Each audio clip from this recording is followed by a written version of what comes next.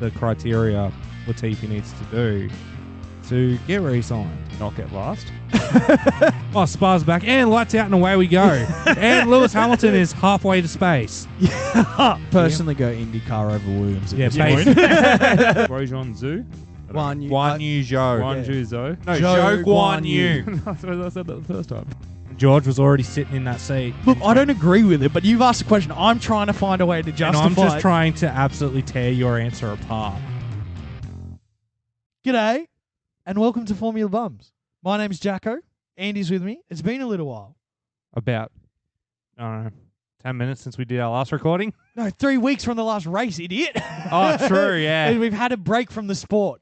Well, no, we didn't have a break. We just couldn't line up a recording time. Yeah. Nothing's really happened. Oh, there's one thing. Which thing? The Felipe Massa might be world champion thing. Oh, yes. We even spoke about this the other day. I completely forgotten. No shock there. Run us through it. So, apparently, and I need to make sure I word this right. So, in 2008, when Felipe Massa lost the world championship by 1 point to Lewis Hamilton in Brazil, they wanted... I don't even remember how to fucking word this without sounding like a fucking moron. Basically... Is this where Paul di Resta crashed on purpose? No, this is where Nelson Piquet Jr. crashed on purpose. Right. Gave Fernando a win in Singapore. Massa scored no points. Hamilton finished third. End of the season, Massa wins the race. Hamilton gets past a broken down Timo Glock to just get by 1 point to win the world championship. His first world championship at the time.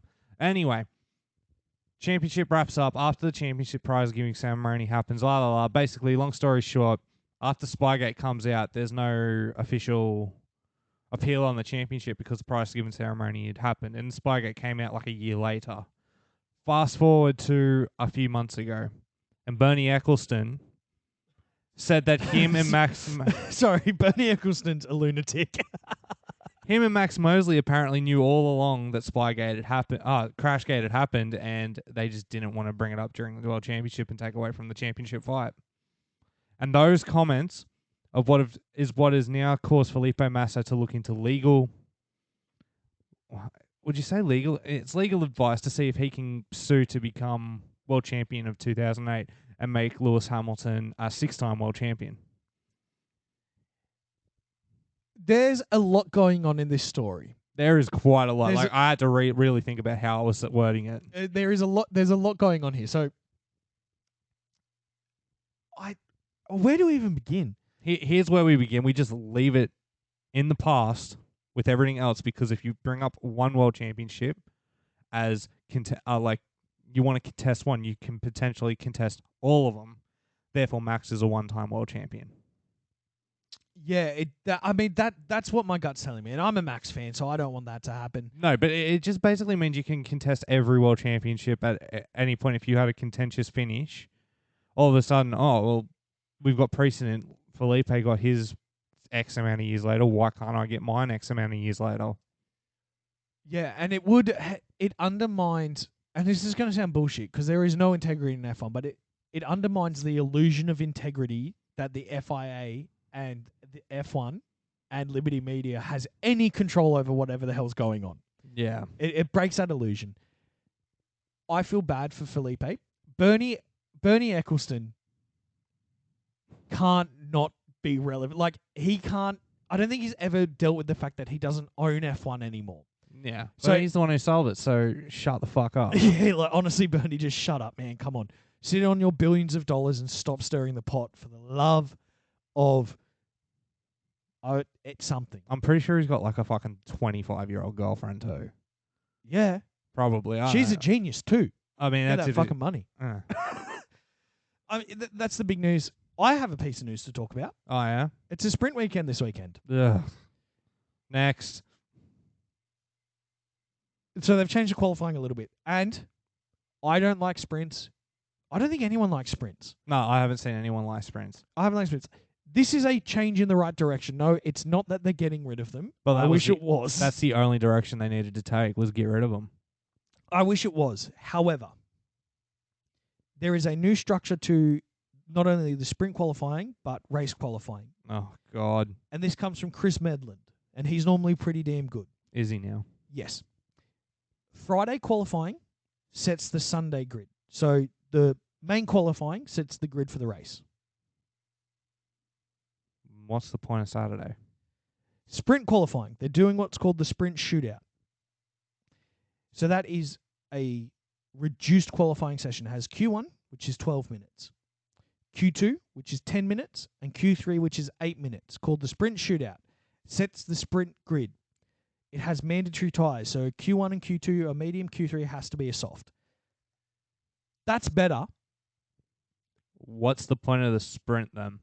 Because I thought the whole point of the sprint was to set the grid for Sunday. It's a very valid point. I think the point of the sprints is F1's very egotistical and they can never admit when they're wrong. So they're like, not in for a penny, in for a pound. We're sticking with it. So they have removed the whole point. I mean, the championship points, I guess. Yeah. But even then, it's they minute. And they've edited it to the point where it's just not necessary anymore. No, now it's not necessary. The whole point of the whole point of the sprint was to fucking set the grid for fucking Sunday. Now it's not even doing that. You know what would have fixed it? Let's reverse the grid. Have a reverse grid race. I don't know. Fucking hell. I'm annoyed now. I can tell. But look, that's my only piece of news. Let's move on to something we do want to talk about, though. Yep. It's Baku this weekend. It's our They just ruined Baku. only the Saturday. They've ruined Baku. Just the Saturday. No, they've put more unnecessary racing on a track where cars can get destroyed and therefore not be able to compete in one of the best Grand Prix of the year. I didn't think about that. They've ruined Baku. They've literally ruined Baku. There's a chance of it. Lewis Hamilton's back is about as ruined as the race is going to be. That was back when they were bouncing really bad. We have a lot to talk about. We need to turn the clock back. Last year. But before we do last year, let's talk about the biggest thing that happened in 2021 at Baku. Because here's the thing. Something always fucking happens at Baku. What was 2021? That was the real human error that cost Lewis Hamilton the world championship. Brake magic, yeah. Yep. Brake magic where he missed the first turn on the restart. And everyone jumped for joy except for fucking Paul di Resta. It was like, oh, because he made a weird noise. Oh, Paul di Resta. And we've rewatched the highlights, so we have things to talk about. Thank God he's not going to be in the Oh, box my this Lord, week. seriously. Like, I heard his voice come on the radio, and I was like, I completely erased you from my mind, you prick. So he's back. No, he's not. He was back last year. Like, you know, he's back in my mind from last year. Because now I've had to watch the highlights. It was him and Crofty, I think. Yeah, him and commentating. Crafty would have done it. Crafty does all the races. Oh, dude, that's the worst commentary duo of all time. Do you reckon it's because Brundle can't get a visa? No, I reckon Brun was just like, no. He's like, is Paul there? No, I'm not going. I can't make it. Oh, Paul's there. I don't. Karoon's on the sky on the hub. I like Karoon on the hub. I reckon it's due to the fact that Brundle just can't be asked. I really reckon that's what it is. It's like how Brundle didn't come over here. He just couldn't be asked to make the flight. It makes sense. It makes sense. Yeah. I don't blame him. Nor do I. I mean, do you really want to go to Azerbaijan? No, I do want to go to the Baku GP, though. Like, that's the only draw I have of the entire country is it's a 6 circuit. Okay. Any other time in the year, do you want to go to Azerbaijan? No. Yeah, I thought so. But to be perfectly honest, any time of the year I don't want to leave my house. So I don't That's want to go fair. anywhere ever.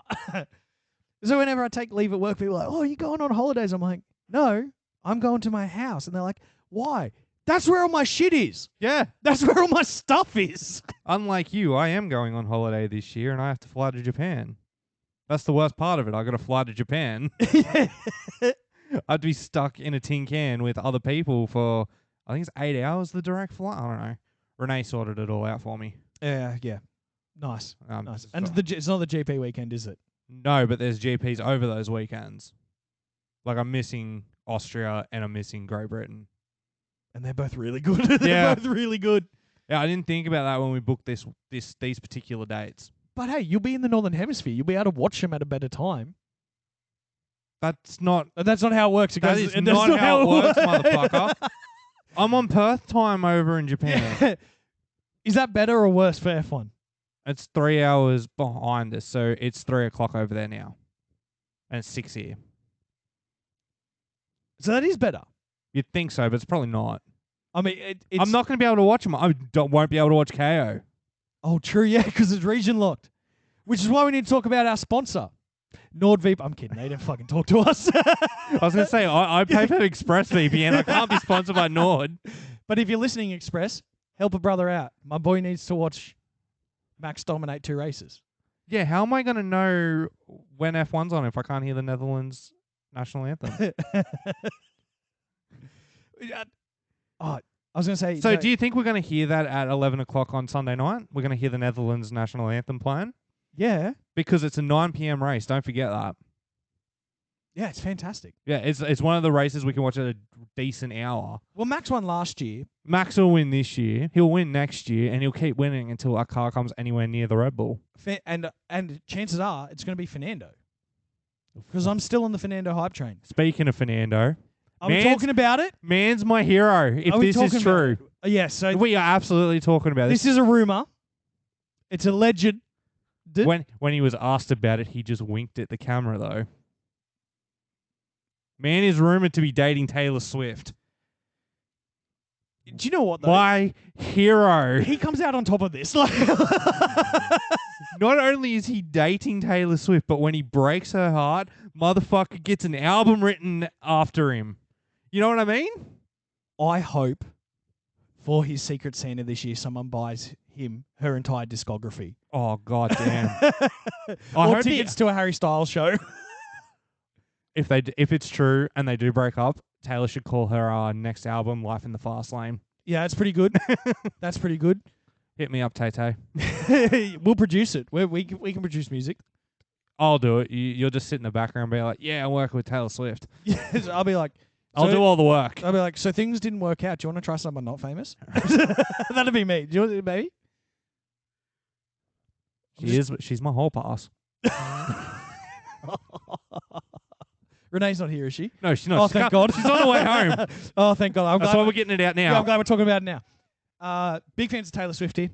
Massive fans. Bigger fans of Fernando Alonso. Guy's my hero. If it's true, he's not only... I'm going to get a fucking poster of him if it's true and hang it in my office and just pray to it every day. And you put it right next to your Taylor Swift one. Exactly. I want to talk about last year's race because Baku, if you watch last year's race, it tells you the story of the whole entire season in one race. It really does, doesn't it? Because here's what happened. Latifi got in trouble for not following blue flags. Well, Latifi also copped a penalty at the start of the race for Williams being on the grid. Yep. Who crashed out? In qualifying? Yep. Yeah, Lance Stroll hit the wall, didn't completely fuck his car. 2 turns later, fucked his car into the wall. Yep. Who didn't finish the race? Nicholas Latifi. And? Mick Schumacher. And? K-Mag and Lance Stroll. Which team had a double DNF? Ferrari. Which car bounced the whole time and they had to support their drivers out of the vehicle? Mercedes. It is literally... Baku last year was the tail of the season in 51 laps. It was incredible. Who shot out in front and finished first and second? Max and Checo. Exactly. Danny Rick was looking good in 5th for a while. He got eaten up by the Mercedes. Yeah, but it's because he got left out on hard tyres. Yeah, for the whole race. No. Look, if you've listened to us for more than you know how much we love this track. It is the best track. That's a street circuit. It is. And look, we're Australians. We're always going to say that Alban Park is one of the best, but Baku is better. Yeah. It simply is. It's got 3 types of circuits in one lap. You've got the 90-degree corners and windy bits of Sector 1. You have the picturesque and also very difficult castle section in Sector 2. And then you turn on to Sector 3, which is the main straight, and you just put your foot to the floor and hope to God you don't hit the wall. Yeah, it's 20 turns. The first 3 are 90s. 90-degree left-handers.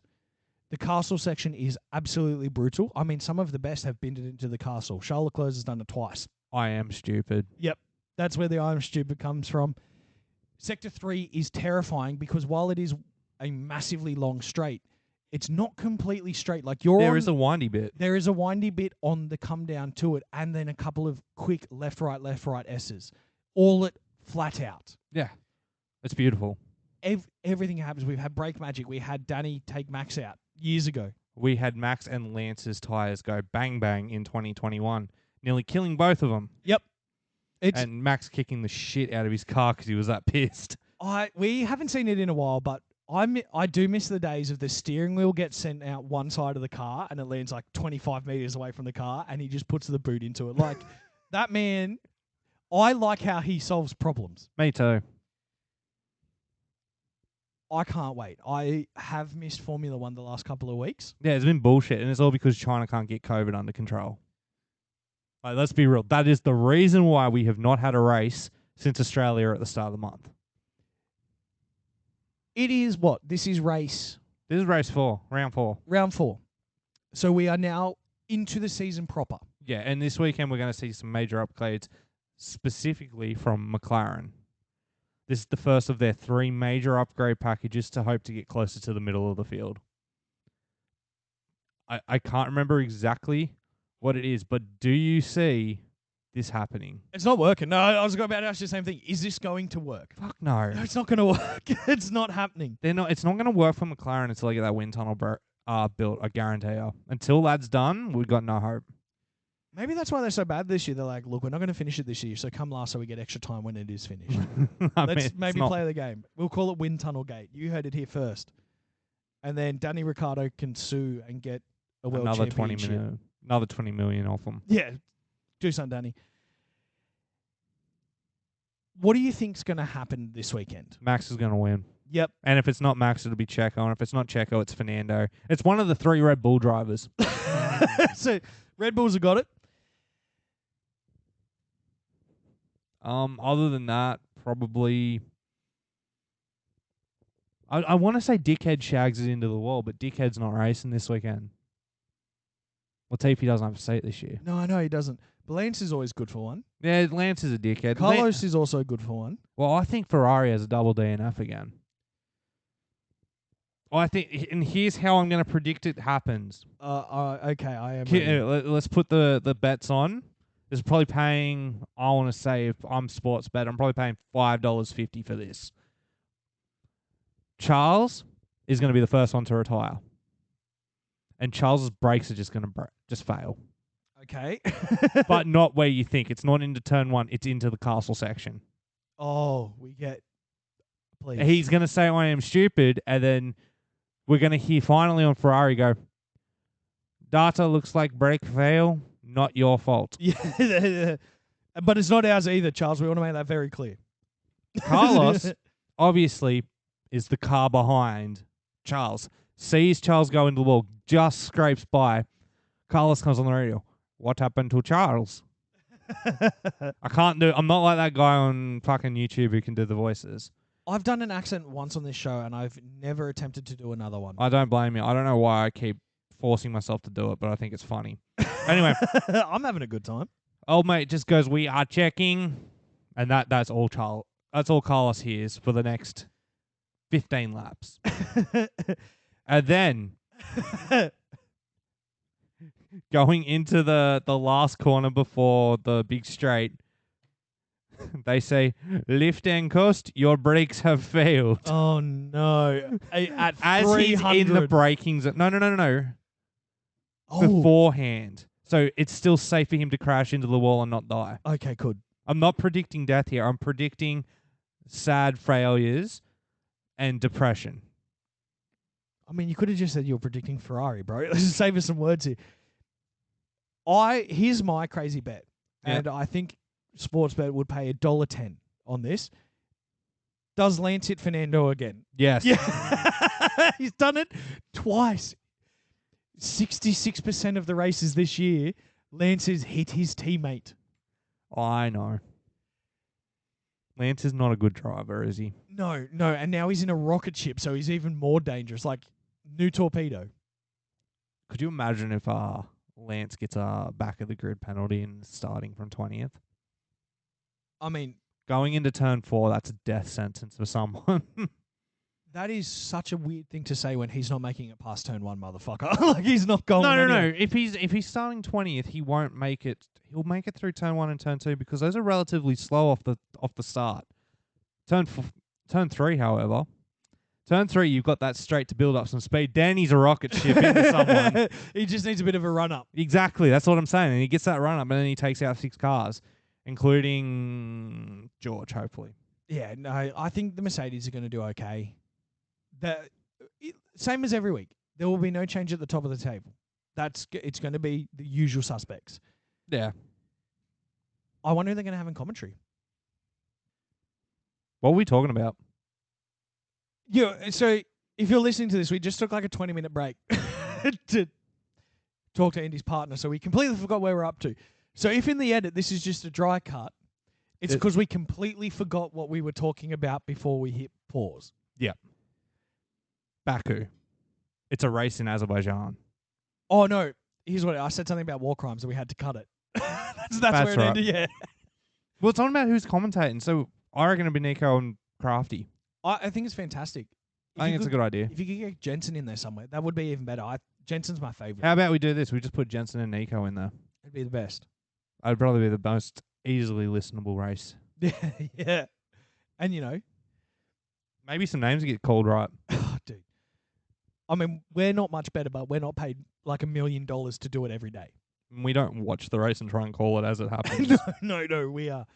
I mean, I have to watch every race like 3 times because like the first time I'm normally half asleep or drunk as hell. Yeah, the Australia's always a hard weekend for me to give information on because I have to watch it 3 bloody times. When it comes to this weekend, aside from McLaren bringing a big upgrade package, I know that some other teams are going to have minor adjustments. They've had 3 weeks. They're in Europe, so I think we're going to see a couple of teams bring out progressive updates for some of their vehicles. Yeah, and also they've had 3 weeks that they can still work in. It's not like it's the summer break and then they need to shut down production. No, they can be in wind tunnels and doing shit at this time. So there should be some mediocre upgrades for at least the majority of the field. Maybe the Red Bull doesn't need them. I don't even know where you would look to improve performance on that car. It'd come down to optimizing rather than improving. It'd be optimizing the airflow over so you get the maximum amount of downforce and maximum amount of grip that you possibly can with the least amount of time. Where it's optimization rather than improvement. Than innovation. Yeah, exactly. Yeah. It's not like they're McLaren and they have to redesign the whole fucking car. Yeah, no. And well, okay then. Now this is going to sound insane. Are we going to see a chassis change for Mercedes this weekend? No, I don't think that. I think the side pod change for Mercedes will come. Nice one, Paul. Look, they're going to strap the mediums on, and they're going to just somehow get V1. No, Mercedes. No, I think it's going to take a bit more time for that. I think the evolution of the side pods at Mercedes is going to take quite a while. It's not a 3-week off fix. I know. It will be I don't think we'll see proper side pods on this car until next year. I think right now it's just let's get the maximum out of this. We know this year's a write-off. It's not about getting Lewis the win. It's not about getting George the win. It's at maximizing points and minimizing damage. And I know, and we're talking about it right now, and they're doing fine. Like, they're doing fine. Yeah, I still have to see that stupid car. But if it was getting put in the wall every week, then maybe we'd see a massive change. But they're still, finishing quite high in the points. It's better than Alpine. And qualifying well. Relatively well, yeah. Like, what else are they going to do? Well, let's talk about Alpine this weekend because, there was a bit of an incident last race. A bit of an incident, as Charles would say. Just an incident where, and I know maybe... No, we all know what happened. Gasly did nothing wrong. Thank you. That's what I've been saying all along. But yeah, they hit each other. Well, did you see someone edited the Carnage à Trois vocals from the Grand Tour over the top of it? It was the parking scene where Hammond essentially went along the lines of, he's like, if I was in England, I would park somewhere else. But he goes, am I stopped? Yes. Am I close to where I want to be? Yes. I am happy. Anyone who edits Top Gear stuff over F1 is gold in my books. I think that is hilarious. What do you think has been said over the last 3 weeks I don't think between anything. this team. I don't think anything's been said. I think there was a very stiff, very firm backhand towards both of them, and that was just a nod. Who do you reckon delivered it? Because it's not Otmar. Otmar seems like a puss. Otmar hired. Cyril. No. Francis Ngannou is French, isn't he?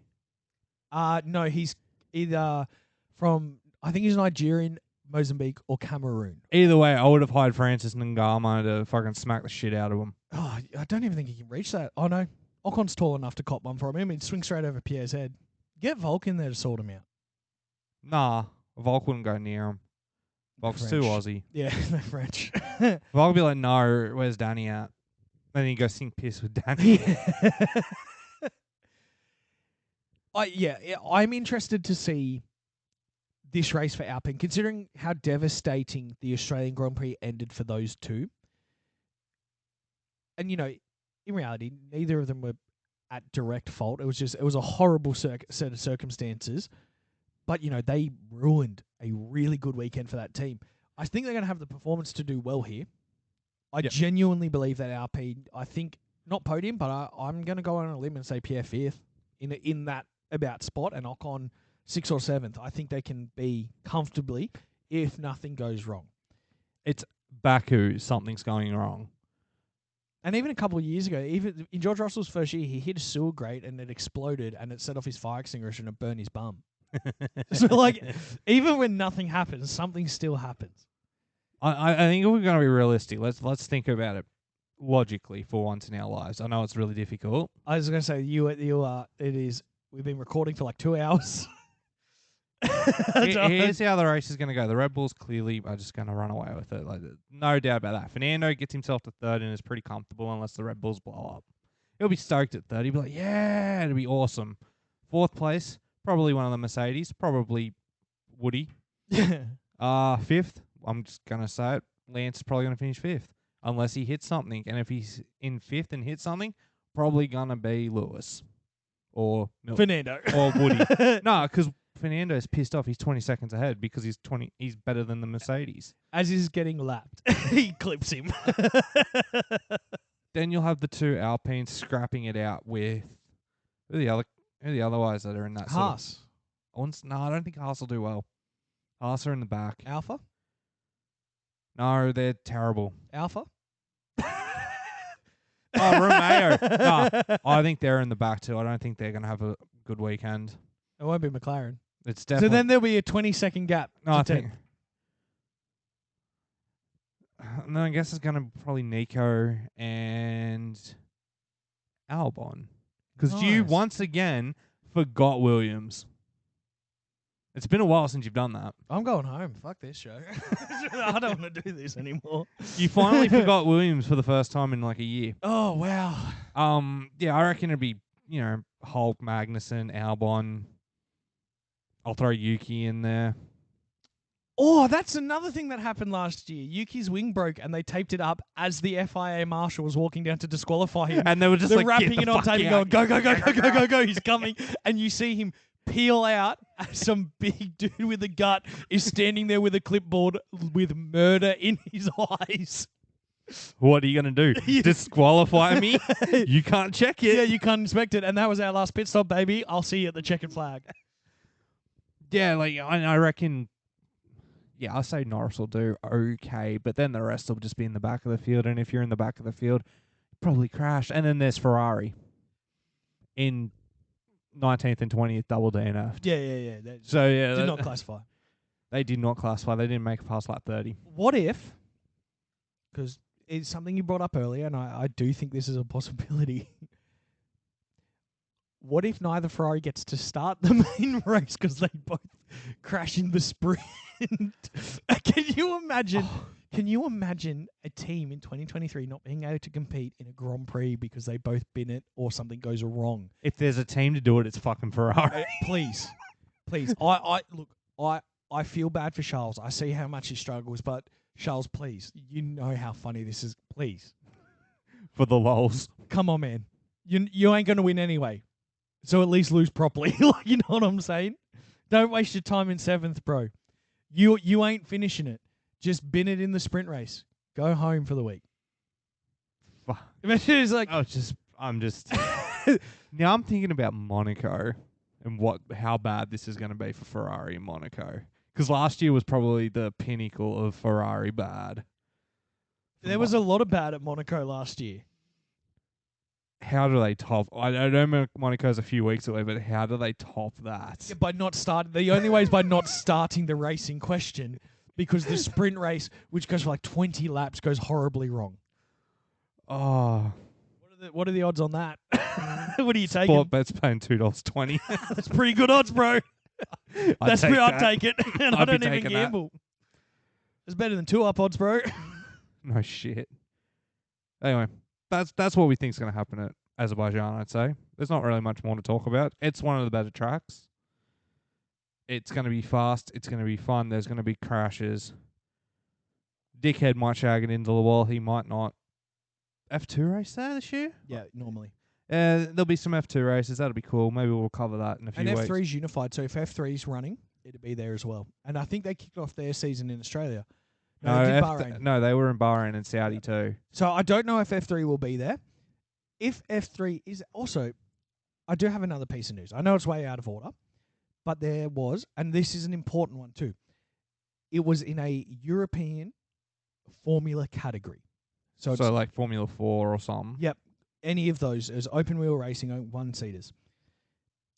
On a track, someone went over the sausage curb. Into the air, and another back was broken. A young Aussie had the same thing happen to him in Monza 3 years ago. The sausage curbs need to go. They got to go. They should have been gone 5 years ago. Yep. It's dangerous. It is simply dangerous. And in the speeds these cars carry, like, come on. And you know what? Who cares if they cut the fucking corner?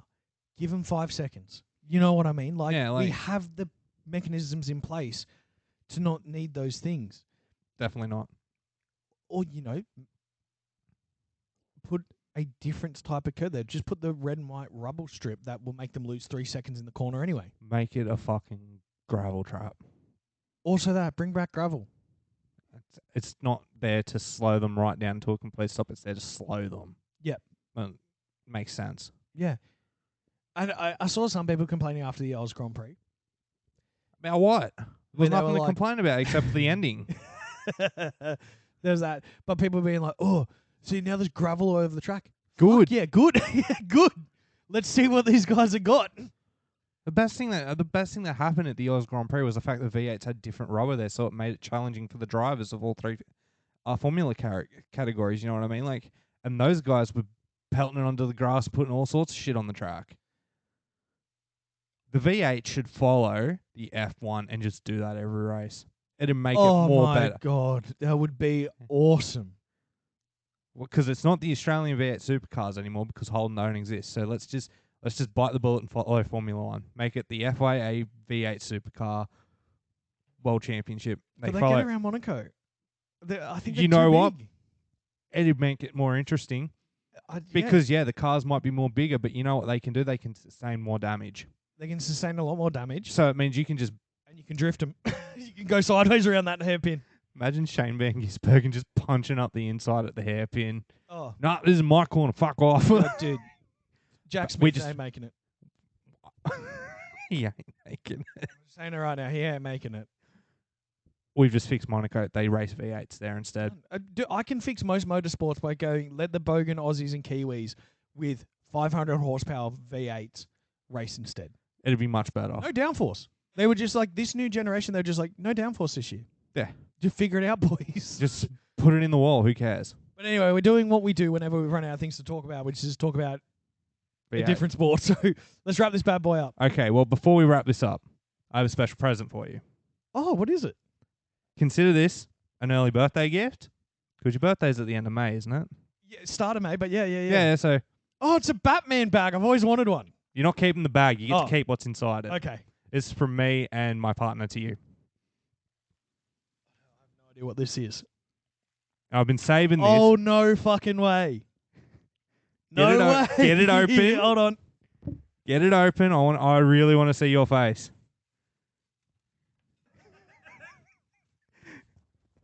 I got a new podcast shirt. I hope it fits. Oh, it will, bro. Hey, even if it doesn't, I'll look shit in it. How do I describe this? This is a Max Verstappen championship.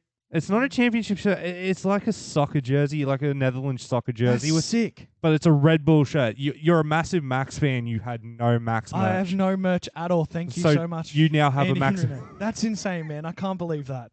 I also have one of the exact same shirt because it was on sale. Oh no, that's so good. Because that was also the thing too. Now I have that little bit of guilt being like, Jesus Christ, bro. Yeah, it was on sale. That's why I grabbed that's fantastic. I'm gonna put it on right now.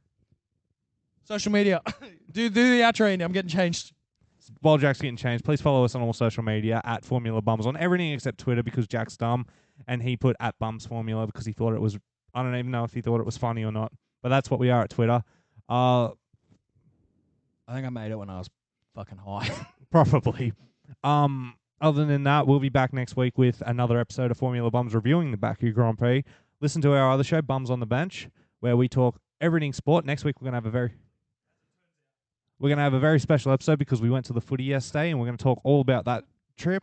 Other than that, stay safe. Okay, thanks, love you, bye. See ya.